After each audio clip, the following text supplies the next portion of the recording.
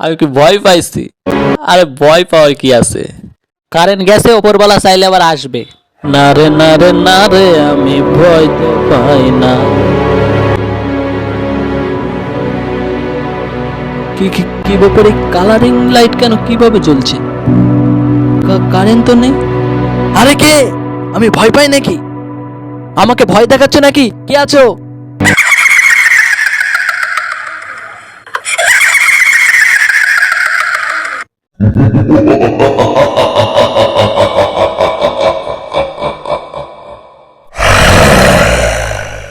কে কে কে কে কে তুমি? আমি তোমাকে ভয় পাই না। এই ঘরে তো কেউ নেই। তো তো তো তবে তুমি কে? কে তুমি? আ, আমি কিন্তু ভয় পাই না। আমি ভূত। একবার একবার একটা ইউটিউব ভিডিওয় ভূত তাড়ানো একটা টিপস দেখেছিলাম। ও, ওইটা নাই প্রয়োগ করি। ভণ্ডামি খবরে আপনাদের স্বাগতম। আজকে জানাবো ভূত তাড়ানোর একটা নতুন ট্রিক্স। ভূত যদি আপনার সামনে আসে, আপনি তার সামনে গান বলেন, সে ভয়ে পালিয়ে যাবে। आए हो मेरी जिंदगी तो तुम बाहर बन के ये दिल ने यूं ही रहना है।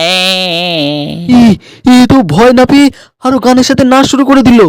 এ টিপস চলবে না, আর একটা নতুন টিপস লাগায়। বন্ধুরা, ভূতের সামনে গান বলার পরেও যদি ভূত ভয় না পেয়ে যায়, তাহলে বলেন হুচুং বুচুং পুশ, ভূত হয়ে যা ফুস। তাহলে এই টিপসটা লাগায়।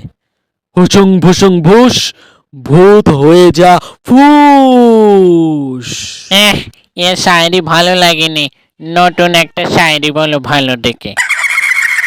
আহ, তোমার তো ভয় করা উচিত, ভয় করে পালানো উচিত। আমি তো ইউটিউব ভিডিওতে তাই দেখেছি। তুমি ভয় পাচ্ছ না কেন?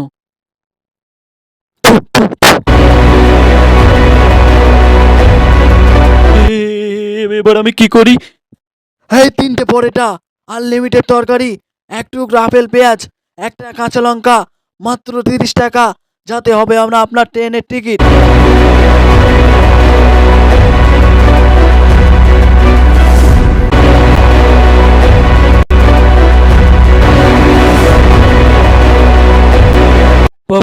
বাবা, ভূত এসেছিল। তুই বলিস তুই বিশ্বাস করিস না।